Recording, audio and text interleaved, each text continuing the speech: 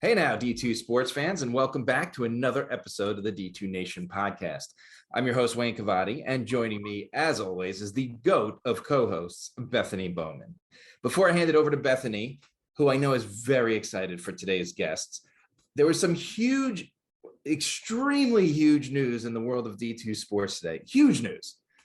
The D2 Nation Podcast finally has a Twitter page. So whatever you do, make sure you stop what you're doing, go out there and give us a follow on Twitter. We're at D2 Nation Pod on Twitter. You're going to find all our stuff there now, as well as Bethany and my Twitter. We'll still be blasting it out there. But we're getting so big that we have our own Twitter page, and it's all because of all the listeners out there. So we're very grateful for that.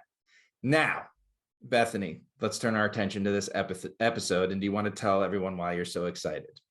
Yeah, I'm really excited. We're trying something a little different to start off 2022. Instead of having one standout player from a team, we're having the dynamic duo from one of the larger surprises of the first half of the D2 men's basketball season. And I, of course, am a little extra excited today to introduce from my alma mater, Emporia State, Trey Buchanan and Jamah'Ri Turner. Welcome to the nation, gentlemen. Thanks for having us. Yeah, we're excited because you each have, cool stories. And we'll start with you, Trey. You come here with a little bit of D1 experience. You were at South Dakota State. What brought you to Emporia State? Once I really knew that I was transferring, I entered the portal or whatever. And I ended up just getting a text from Lave and Doty, just seeing where I was in the recruiting stage. And just through talking to them, I ended up coming on a visit. And I liked what I seen, and I liked the people that were here, so I just ended up committing, and I'm here.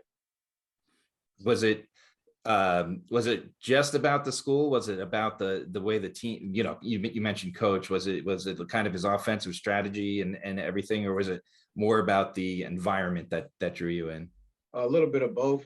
He did have a game plan for us. He has a lot of stuff drawn on the board of just his vision of what he had for me personally as a player, as well as what he had goals for the team or whatever.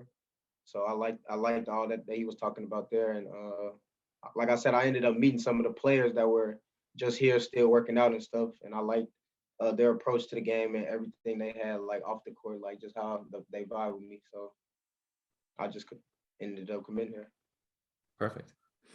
Jamah'Ri, you, on the other hand, have been here a little bit longer. Emporia State was picked to finish 9th in the MIAA this season, but you've seen this team win 21 games in the past 2 seasons combined.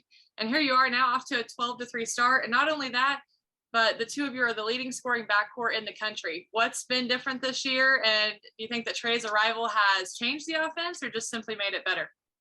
One thing that I think has been different coming into this year was just everyone's energy and their focus.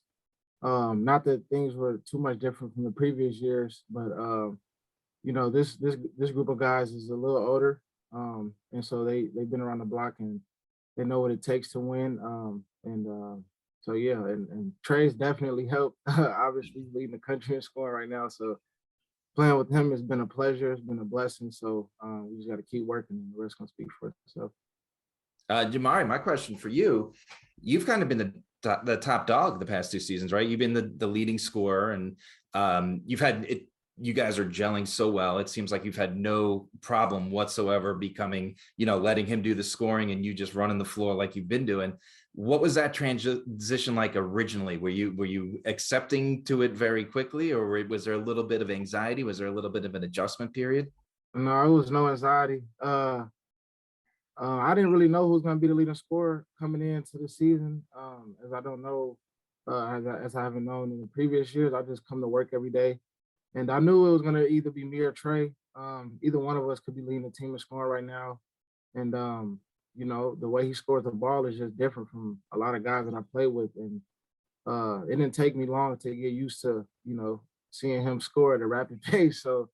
I'm just glad he's on my team, and it was no anxiety at all. It's no confusion on what's going on. He has play calls, I have play calls. The thing with him is that he's just a gifted scorer, and he knows how to get to the line a lot.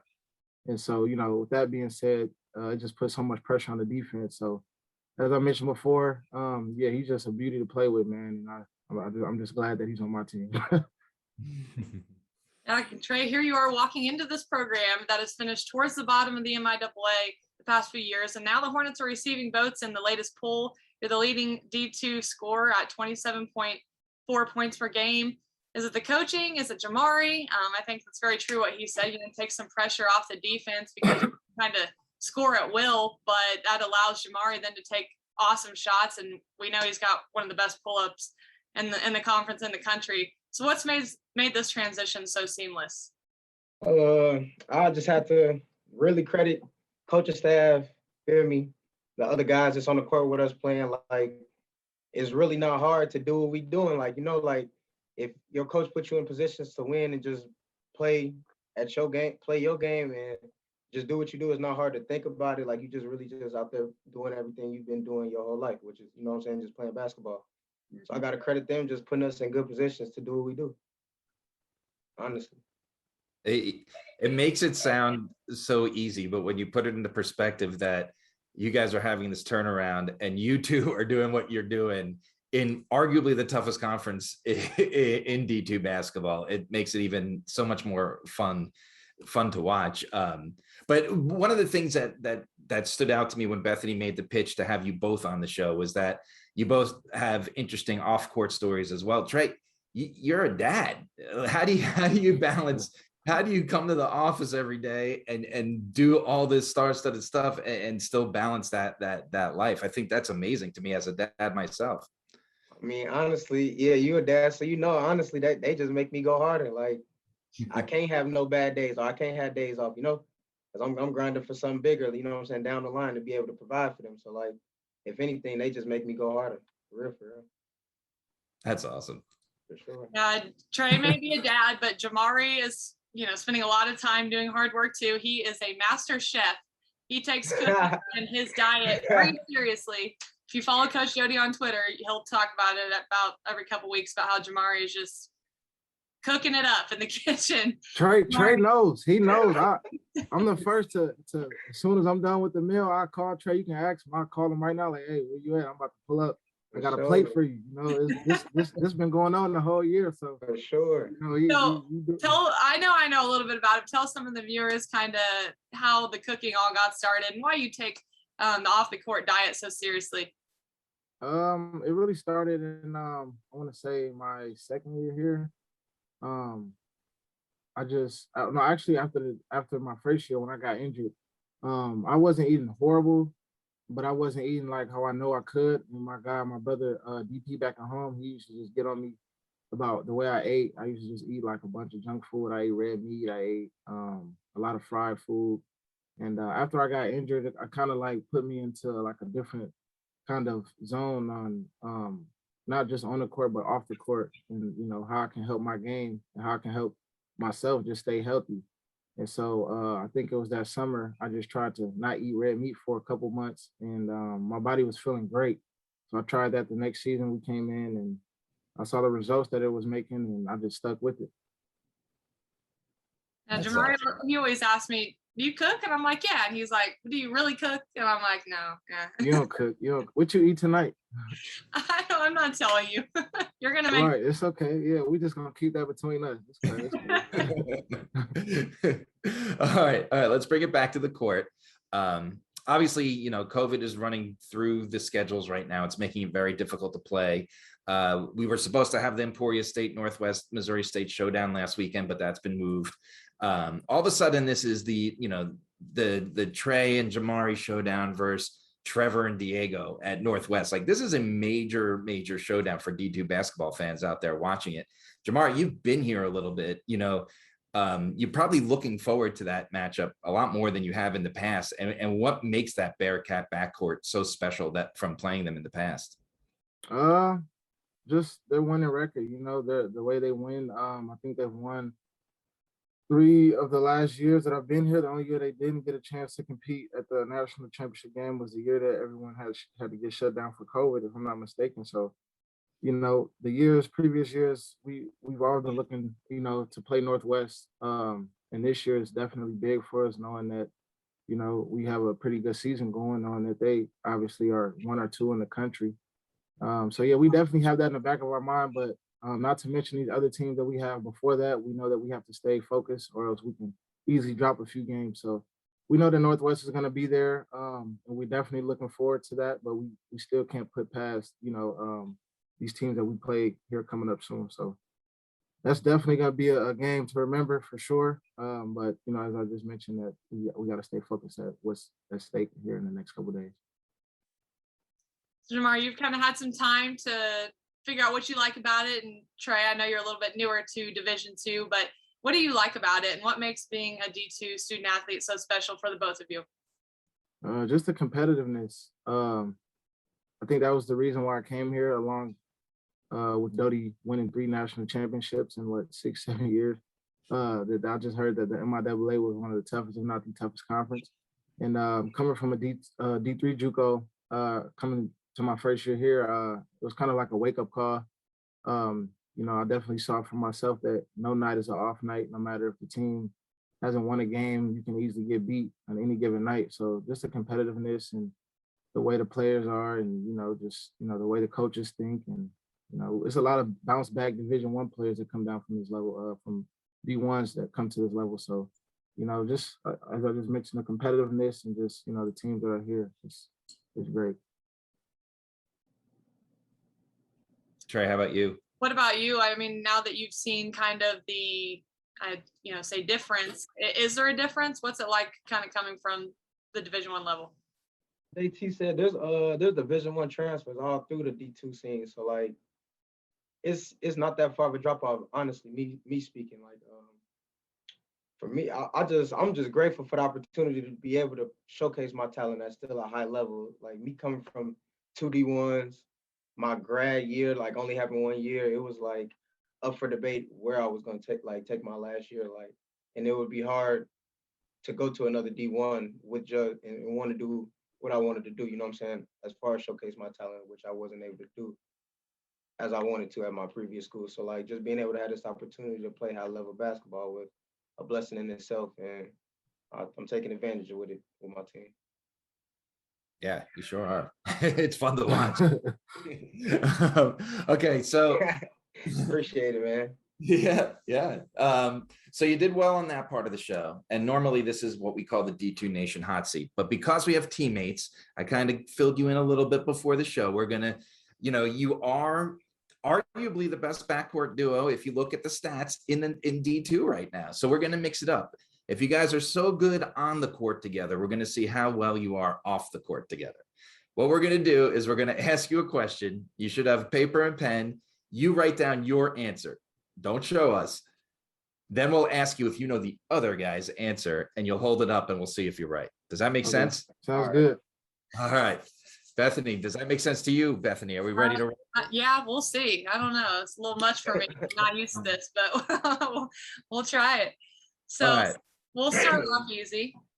Who is your favorite basketball player right now? We just write it down. Yeah, you write your answer. Write down your answer.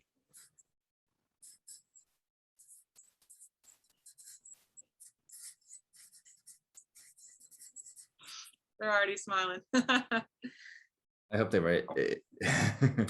Okay. So Trey, who is Jamah'Ri's favorite player?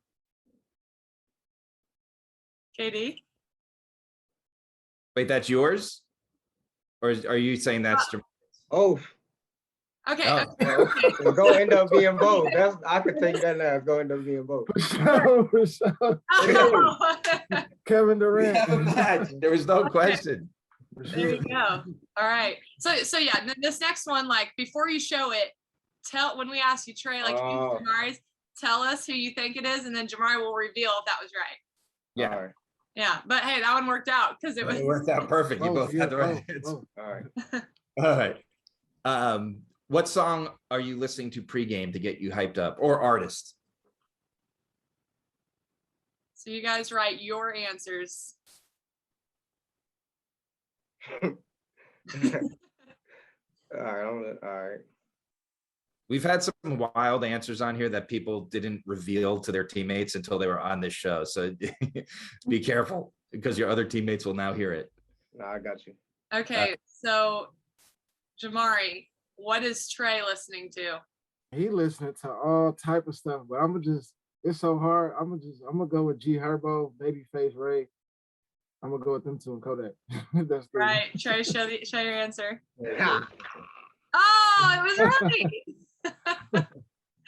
Okay. Trey, who's Jamah'Ri listen to? I'm gonna either go with. I'm gonna put three out there like he did. It's either Herb, same person, G Herbo, Drago, or Babyface Ray. And the answer, Oh. this is too easy for him. This is way too easy. You know each other too well. Man, I'm telling you. All right. Next question is, what is your favorite binge-worthy television show or Netflix? Hey, man. Probably just watched it before the show together or something, the way they're laughing. I know. It's crazy. All right. Trey, what's Jamah'Ri's show? He either gonna say Power or Snowfall. Jamah'Ri, reveal your answer. Hey, this man crazy. That's good. Your turn. Jamah'Ri, What's what Trey's? is Trey? He gotta be watching Power or Snowfall right now. That's it. He's not ready. Okay, what do you got? Oh, There it is. this is good. This is good. I feel like the next question that I didn't know going in, but I feel like the next question, you probably just had this together as well. What is your favorite non-game day meal to eat? What? Non-game day meal. Like, what if you don't have a game and you don't have to worry about what you're going to eat? What's your favorite meal?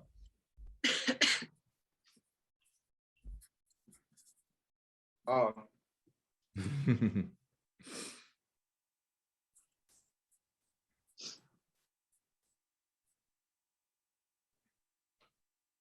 All right.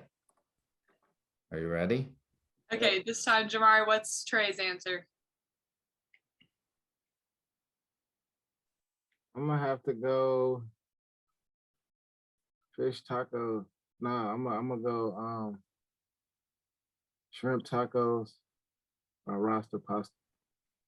I could have put the roster. You was hands on with the shrimp though. Shrimp? Yeah. Okay. So shrimp tacos. Okay. And then Trey, what about Jamah'Ri's? He definitely somewhere eating salmon or some roster pasta for sure. He's excited to put there it is. For sure. Man, what is Rasta pasta? Yeah. You gotta ask JT, man. What is it? I can show you. I can show you better than I can tell you. It's like a jerk. It's a jerk chicken and shrimp Alfredo, but just a jerk kick to it with salmon on the side. You gotta have the salmon on the side too. Holy cow, that sounds delicious. I haven't eaten tonight, Great. so I'll be over for one. All right. Okay. What is your least favorite class? That's tough because we both like. Like that we're taking now or like Ooh. Yeah, let's do now. Oh, you want I want to know the answer. I couldn't even tell you. I couldn't even tell you. You like your classes that much? I love to hear that. Hey, Trey, I only remember one class that we were in. bro, I'm over here thinking too hard. I Yeah, can't man. remember the class we just took, bro. That's tough. I gotta call two check. All right, how about we do this? How about what out of all the classes that you've had to take in college, what's your least favorite subject? Least favorite subject? Oh, easy. Hey, Wayne, we got to remember that they both have their degrees. It's no secret they're here to play some basketball. Yeah. But I could tell you something that happened freshman year. I got it right here for you. All right. Hated So, Jamah'Ri, you want to guess what Trey's is? His least favorite? Either science or math. I'll pick one. I'm gonna go math. Almost, gang. Like that's one too. But this right here, they lost me. You don't like that one? They lost me. Trey, what's Jamah'Ri's? I'm gonna say math for sure. Boom. There you go. Stay on the run, Trey. All right. Here's the last question. And this might be the first one you guys don't agree on. There's 2 seconds on the clock and you need a 3-pointer to win. Who's taking the shot? I knew you guys were gonna ask that. I knew y'all was gonna ask something like that, but I got something for you.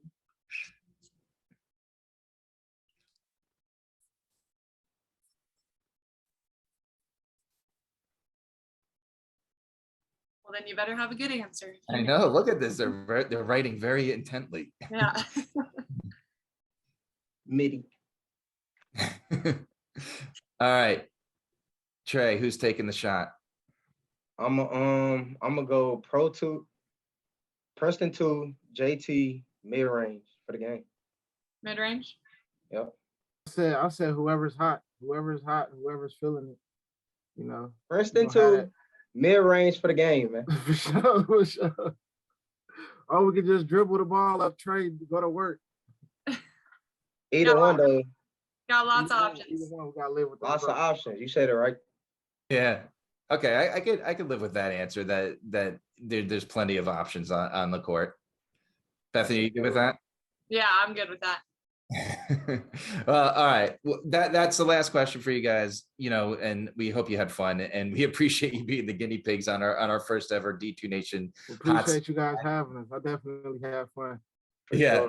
For sure. Good. We're glad to hear it. That was definitely a fun show. It's great to have you both. And obviously we wish you luck the rest of the way, and we hope that you continue your success.